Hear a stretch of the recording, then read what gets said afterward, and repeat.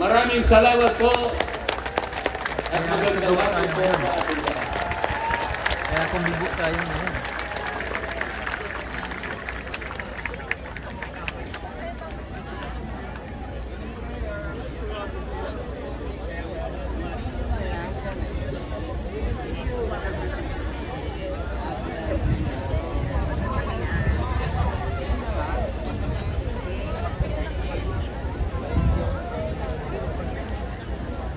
Ngayon naman po ay pakinggan natin ang kapatid na Arnel Tumanan para sa napakahalagang mensahe. Po namin kababayan at mga mahal po nating mga kapatid na angaw-angaw na narito at sa iba't ibang panig ng Kapuluang Pilipinas. Kanina po, bago tayo magsimula, ay binati tayo ng ating mahal na tagapamahalang pangkalahatan ng Iglesia ni Cristo, ang kapatid na Eduardo V. Manalo.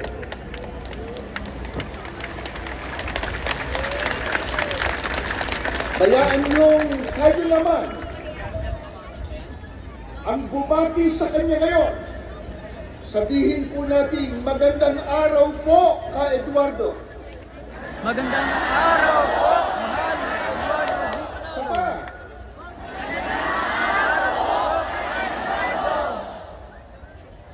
Mga mahal po namin kababayan at mga kapatid, sa inyo man po, magandang hapon sa inyong lahat.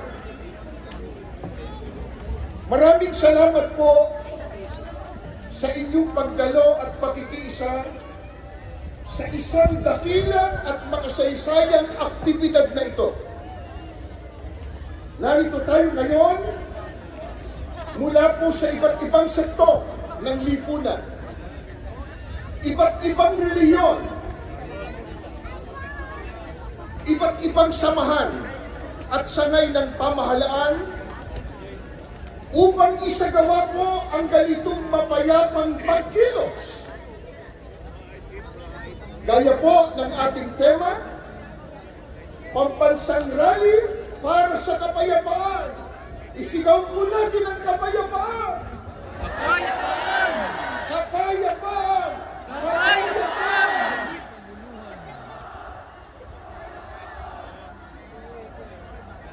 Maliwanag po sa atin na isang aral ng Diyos na nakasulat po sa Biblia na dapat tayong magpasako sa kapangyarihan o pamahalaan ng bayan, na yan po ang katangian at sinusunod ng mga kaalib sa Iglesia ni Cristo.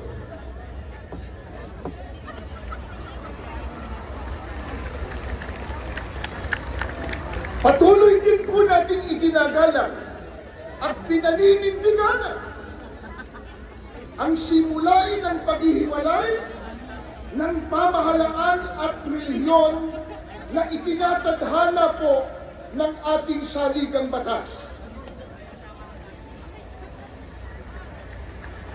Dahil dito, ang ating mapayapang pagkilos na ito ay wala pong bahid na anumang politika.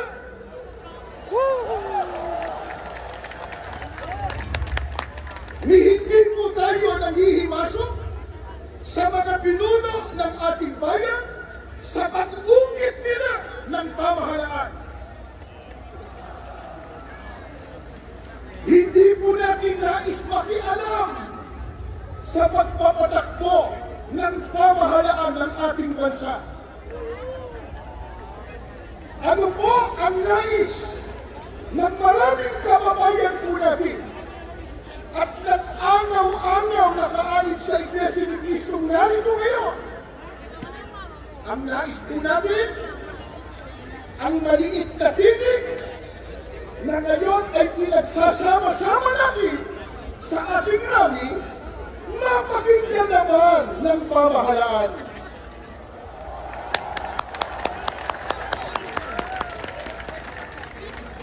Bago tayo matipon dito kaninang umaga, meron pa po kaming nabasa at narinig isang politiko. Nakalulungkot, bago pa sumikat, elaos na.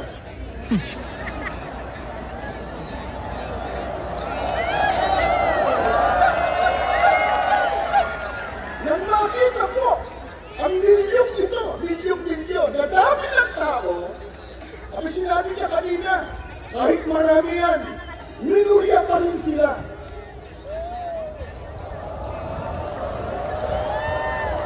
Eh sino ba nagsabi sa kanya na tayo ang mayurya?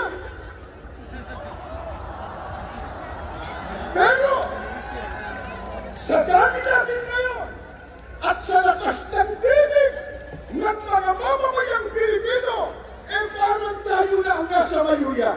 Yun!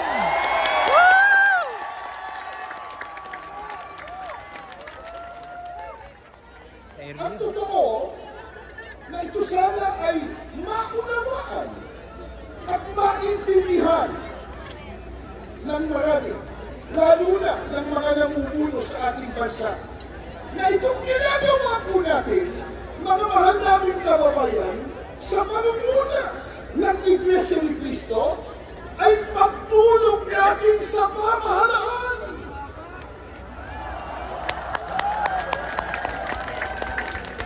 Tumutulong tayo sa kanila na kanilang makita, na kanilang madama ang tunay na damdamin ng taong bayan na naglukluk sa kanila.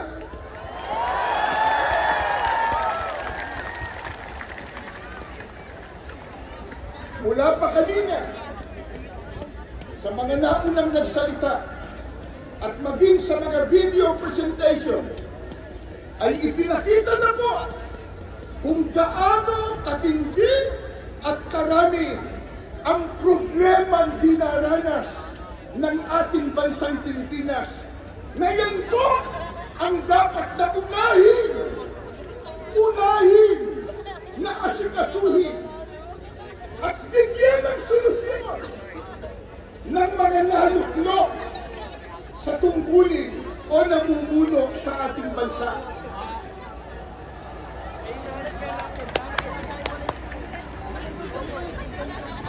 Nakalulungkot ang inuuna ng iba sa kanila, yung mga nagbubunga ng awayan, nagbubunga ng hidwaan, na alam naman natin lahat na ang ginagawa nila, pamumulitika lamang. Tulad ng isinusulong nila na impeachment ng pangalawang Pangulo. Sinabi na ng ating kagalang-galang na Pangulong Ferdinand Marcos Jr. at alam na po ng marami nating kababayan Pilipino ang totoo nating lahat. Kasi po, kahit mahihirap lang ang maraming Pilipino, eh manunulong naman tayo pumipili.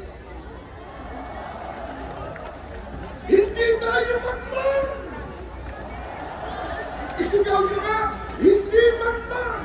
Hindi magmang. Hindi magmang. Mamang!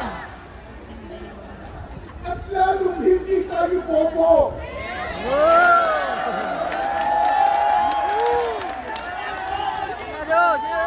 Hindi bobo.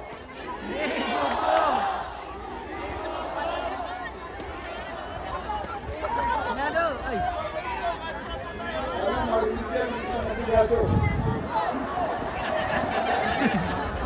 Narinig yan, sigurado. Naintindihan po natin, naunawaan po natin, na yung sinabi ng Pangulong Ferdinand Marcos Jr. ay tama. Totoo na yung isinusulong nilang impeachment laban sa pangalawang Pangulo, hindi po makatutulong.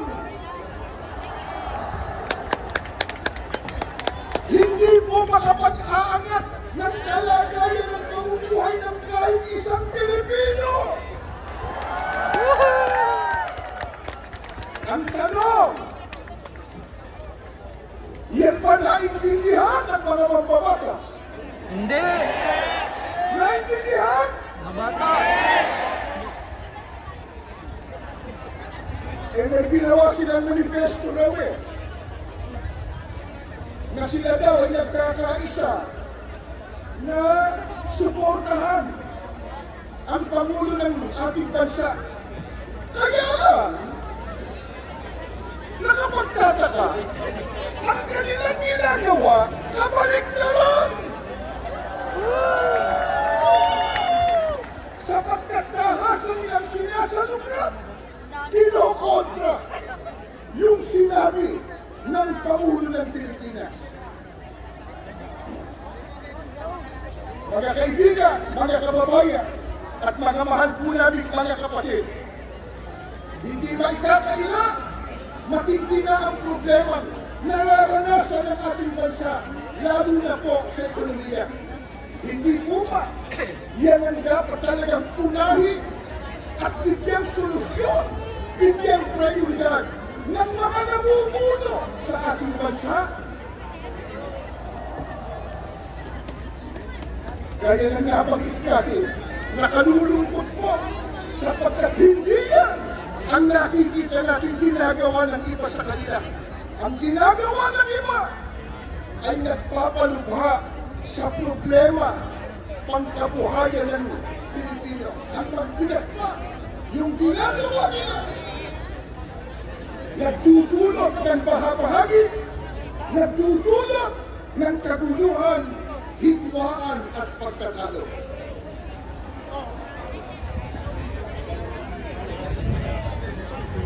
Alam po ng lahat, marami ang naghihikaos. Marami ang walang trabaho. Hindi pwedeng ikailaya. Nasa statistika po yan. Isang araw lang, kahapon, di ba? Itinabas sa isang survey na 63% sa mga Pilipino ang nagsasabi na sila ay mahirap ang pamumuhay. Yan pong statistika na yan. First, una, sa mahabang panahon, 63% nagsasabi mga Pilipino na sila po ay napakahirap ang buhay. Marami po ang salat na salat sa mga pangunahing pangangailangan. Pagkatapos, nakalulungkot pa, hindi matapos-tapos ang mga kalamidad sa ating bansa. Sunod-sunod na mga bagyo, pagbaha, pagputok pa ng bulkan, at meron pa po ang mga tigmaan at kaguluhan sa iba't ibang panig ng mundo na sa ayaw ng punan at gusto, maaapektuhan tayo. Ito po ang dahilan. Kaya ating kinakatigan ang itinahayag ng ating Pangulo na hindi tayo sang-ayon sa impeachment ng Vice Presidente. Dahil nakakaabala lamang yan ng kanyang mga proceedings sa pagbibigay po ng solusyon sa mga problema ng ating nararanasan. Sa bagay po, maliwanag ng tinalakay ni Congressman Marcoleta, yung impeachment per se, hindi na tayo tututo sapagkat itinatadhana talaga yan ng saligang batas. Kaya lang, dapat tumaan sa rule of law. Dapat po ayon sa batas. Hindi ayon sa gusto lang nila. Ano pangyayari? Gumagawa ng batas, manlalabag ng batas.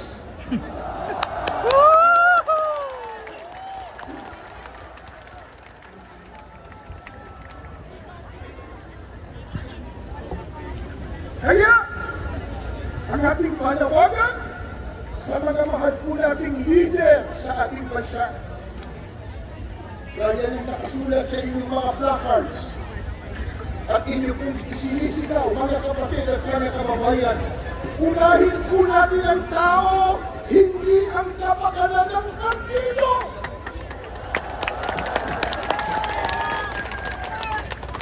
Servisyo po muna bago ang sariling gusto at benepisyo. Ngayon ay 2025 na. Sa bagong taon ay unahin dahil ang pag-unlad ng bayan, hindi ang pagpapagaya.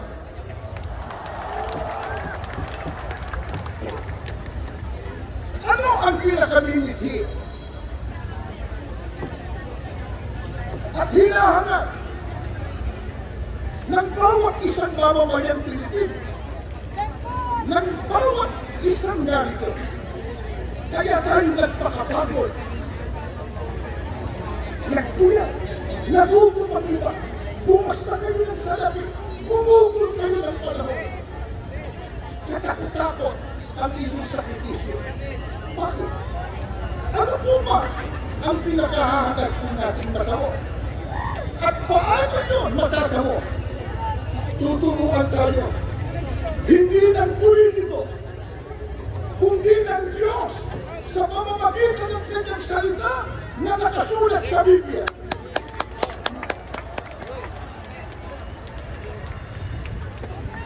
Ano po ang turo ng Biblia para matamo ang pagpapala, ang kabutihan, at ang kaligayahan? Pakinggan nyo, bubuklat po ako ng banal na kasulatan. Sa aklat po ng Mangawit, 133, 1 at 3. Masdan ninyo na pagkabuti at pagkaligaya sa mga magkakapatid na magsitahang magkakasama sa pagkakaisa. Saan daw po? Pagkaisa po. Gayaan niya ng hamog sa Hermon na tumutulo sa mga bundok ng Sion, sapagkat doon pinarating ng Panginoon ang pagpapala sa makatibagay, ang buhay na magpakailanman.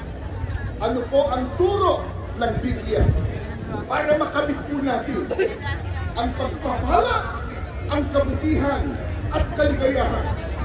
Ang sabi po ng Panginoong Diyos, pagkabuti at pagkaligaya sa makatwid, ito, mabuti sa Diyos.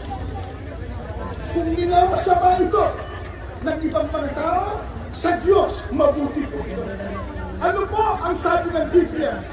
Masdan yung pagkabuti at pagkaligaya sa mga magkakapatid na magsitahang magkakasama sa pagkakaisa.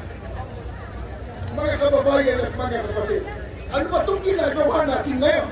Pagkakaisa. Isigaw natin uli, pagkakaisa. Pagkakaisa! Pagkakaisa!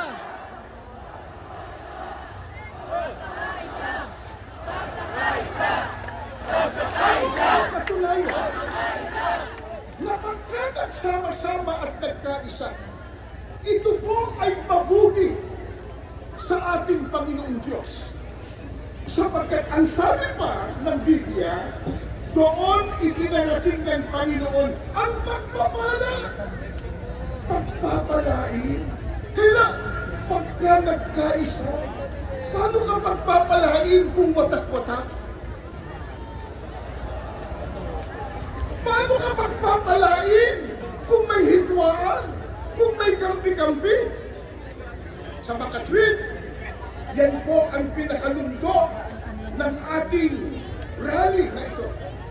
Pambansang rally para sa kapayapaan, pero magsisimula yan sa pagkakaisa na nais ng ating Panginoong Diyos. Sa bagay, sino ba ayaw na magkaisa? Sino ba ayaw na maging mapayapa? At higit sa lahat, sino ba ayaw ng pagpapala? Lalo galing sa ating Panginoong Diyos. Pero, paano natin magagawa yun?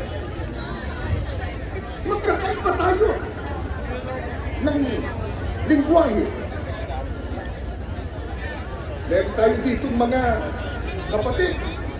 Nakikita ko po Maynila, Rizal, Laguna, San Pablo, iba't ibang dako. Magkakaiba tayo ng lingwahe at dialekto. Magkakaiba ng partido. Magkakaiba pa ng relihiyon at interes. Paano po magagawa yung pagkakaisa? Hindi po mahirap. Itinuro din ng Panginoong Diyos. Nakasulat din po Colossus 3:14. Ito po, higit sa lahat, taglayin ninyo ang pagmamahalan na siyang nagbubuklod sa ganap na pagkakaisa.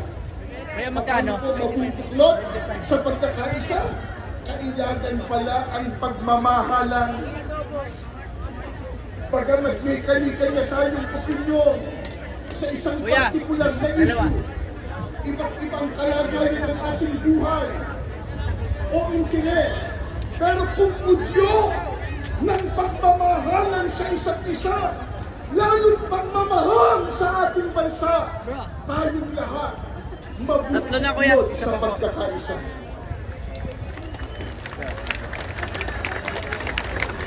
Thank you po. Mga kababayan, mga kapatid, mahalin po natin ang ating kapwa.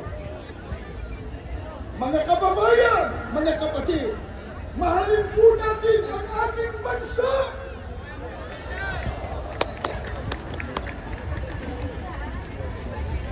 Hindi ang pera. Hindi ang kapakanan pansarili. Sa mga kapit, para sa ating bansa, pagyamanin po natin ang pagkakaisa udyok ng pagmamahalan at pagmamalasakit. Mga kababayan, iisa lang po ang ating bansa. Ang ating bansang Pilipinas. Walang ibang magmamalasakit dito, kundi tayo na mga Pilipino.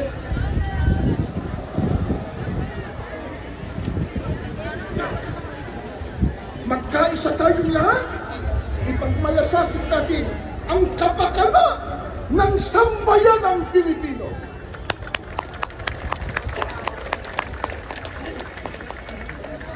Bukod mo sa kasaganaan at pagpapala na dulot ng sama-samang pagkakaisa, alam po ba nyo kung gaano pa kahalaga na tayo ay magkasama-sama sa pagkakaisa? Ito pa po ang turo ng Biblia. Ikalawang Korinto 13, ang talata po ay 11. Sa katapos-tapusan, mga kapatid, paalam na. Magpakasakdal kayo, mga aliw kayo, mga kaisa kayo ng pag-iisip, mga buhay kayo sa kapayapaan. At ang Diyos ng pag-ibig at ng kapayapaan ay sa inyo. Gaano pa kahalaga ang sama-sama nating pagkakaisa? Ang sabi po ng Biblia, mabubuhay kayo sa kapayapaan. Mga kapatid at mga mamamayang Pilipino, ayaw po ba natin ang kapayapaan? Isigaw nga nyo kung anong gusto natin. Kapayapaan! Bakit po? Bakit po natin natitiyak? Matatamo natin ang kapayapaan pagka tayo nagkakaisa. Sapagkat sinabi ni Apostol Pablo, ang Diyos ng pag-ibig at ng kapayapaan ay sa inyo. Sasamahan ng Diyos pag nagkakaisa. Sasamahan po ng Panginoong Diyos yung sama-sama na nagkakaisa para sa mabuting layunin. Eh paano kung batak-batak? Paano kung hindi magkasundo? Paano kung kampi-kampi? Ayon sa Biblia, sa Diyos ba yun? Tama kayo, pero babasahin ko sa Biblia. Ganito po ang nakasulat. Santiago 3:14 hanggang 16. Ito po. Ngunit, kung kayo'y mayroong mapapait na paninimugo, pagkakampi-kampi sa inyong puso, huwag niyong ipagmapuri at huwag magsinungaling laban sa katotohanan. Hindi ito ang karunungang bumababa mula sa itaas, kundi ang nauupo sa lupa sa laman.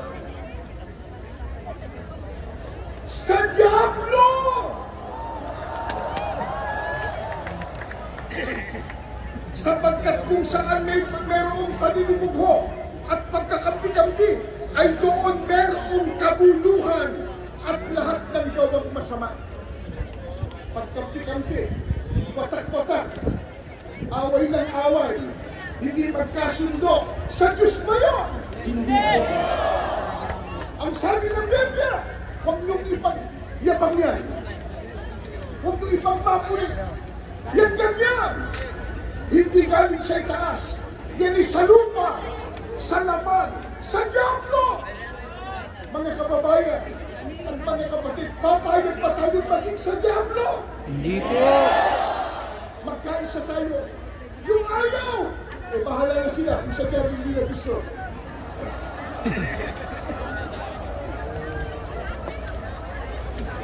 Ano ang sabi pa ni Apostol Santiago? Pagka hindi magkaisa, watak-watak, kampi-kampi, pahapahagi, ang sabi po ng Biblia, naroon ng kabuluhan. O hindi ba nagkakagulo sila? At nandoon ang lahat ng gawang masama. Masama ang magagawa nila. Pagka hindi sila nagkaisa, totoo naman yun. Dahil na napanggit ko sa inyo kanina. Anong sama ang nangyari? At ibang pamatas, naging panlalabag sa batas.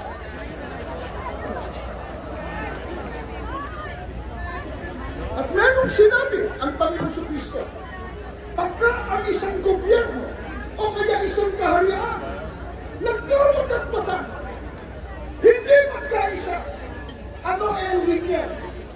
Ano ibubunga niya? Ito po, pag binasa po natin ang nakasulat sa Lucas 11:17, ang sabi ni Kristo, ang bawat kahariang nagkakabahabahagi laban sa kanyang sarili ay magkakawatak-watak. Masisira, babagsak, mga mamamayang Pilipino. Papayag po ba tayo ang ating bansa'y bumagsak? Hindi po. Mahalin po natin ang ating bansa. Mga mahal po natin, mga kababayan at mga kapatid. Baka sabihin nyo, paano yan? Nagkaroon na ng pagkakawatak-watak. Ano gagawin natin? Nagkaroon na ng mga bakit. Nagtalo-talo na tayo. Away-away na. May pagkakataon kang malulasan na yung unity ay naging disunity. Meron pa kayang pagkakataon na yung nagkabahagi, naghintwaan, nagtulog, nagkaguluhan. Malulasan, paano po maaayos ang sitwasyon ngayon? Biblia po ang sasagot. Nagtatanong lang tayo. Ito po ang pahayag ng banal na kasulatan. Ito po ay naganap sa panahon ng Panginoong Jesucristo sa Juan 8:3 hanggang 11. Subaybayan po ninyo. At dinala sa kanya ng mga iskriba at ng mga parisiyo ang isang babaeng nahuli sa panangalo niya. Yung mga iskriba po, parisiyo, kaya yung mga taong pantas sa kautusan ni Moises sa batas. Hindi ko na sinabing mambabatas, ano?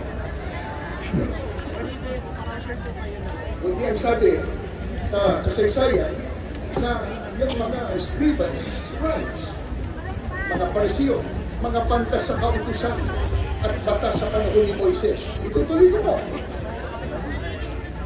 Isang babaeng nahuli sa panangalo niya at nang mailagay siya sa gitna, sinabi nila sa kanya, "Puro!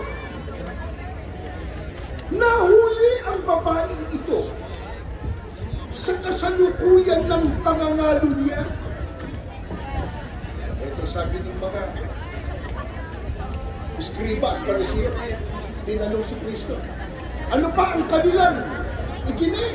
Ito po, sa kautusan niya, ay ipinag-utos sa atin ni Moises na batuhin ang mga ganyan. Batas daw po noon na panahon ni Moises. Yung nahuli sa akto ng pangangalan niya, convicted eh. Ang parusa, batuhin.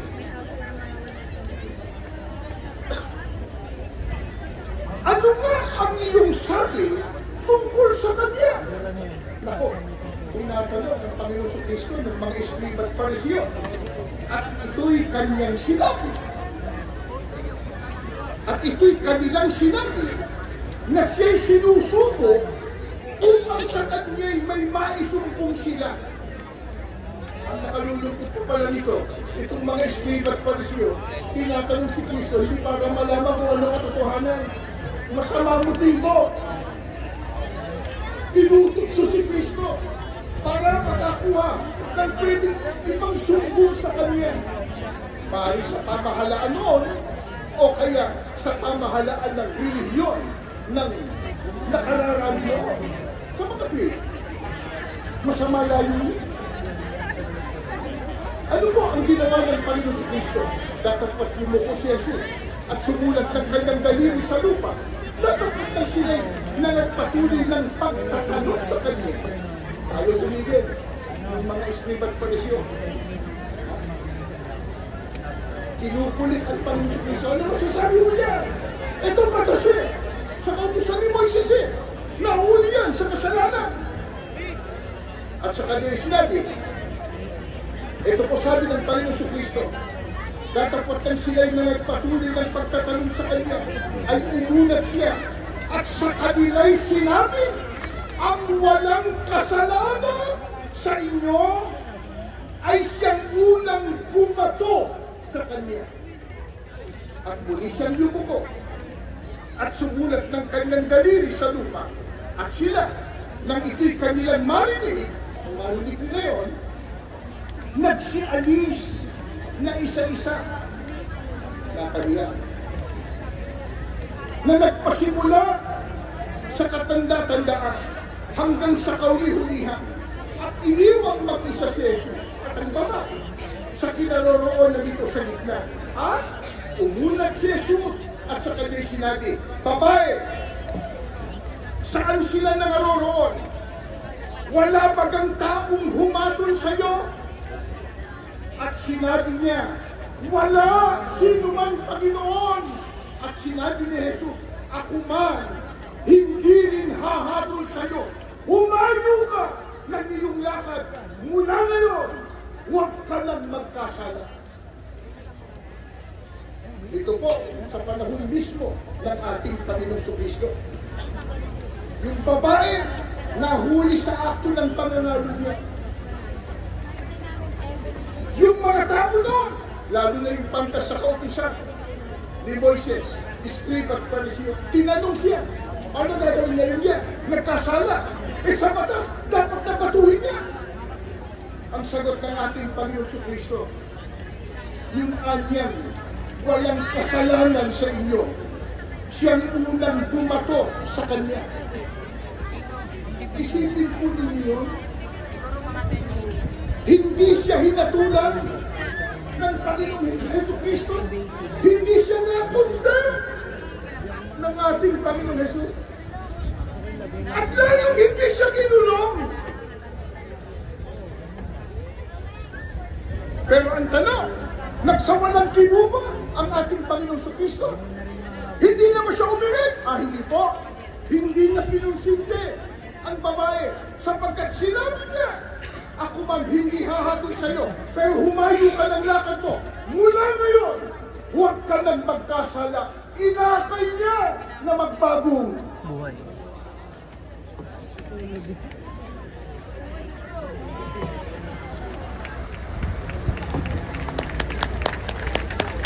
Ano po ang ipinakikita at binibigyan diin sa nangyari ito? Yung kahalagahan ng pagpapatawad at ang pagiging mahabagin at unawain. Yung naahuy sa akto, di lalo na kung hindi pa naman napapatunayan.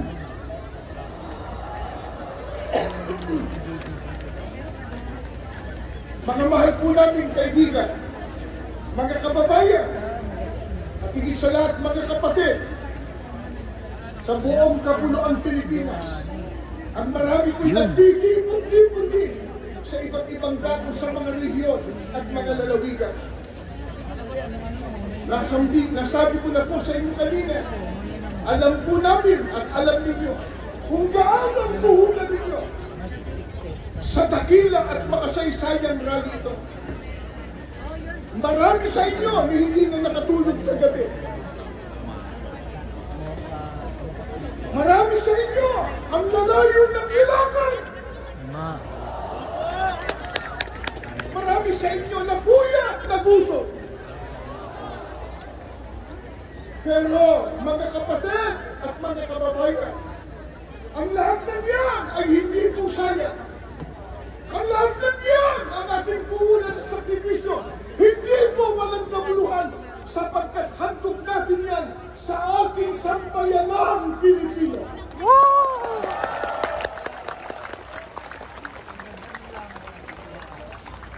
At sapagkat ang ating sinusunod na ito na pagkakaisa at sama-sama ay ayon sa kalooban ng Diyos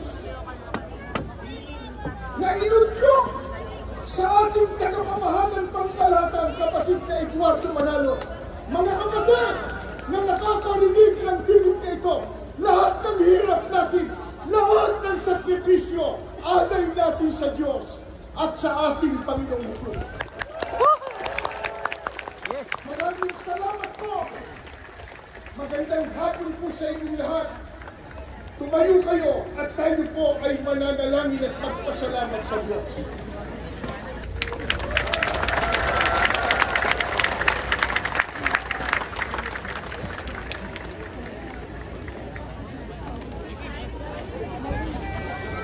Yun.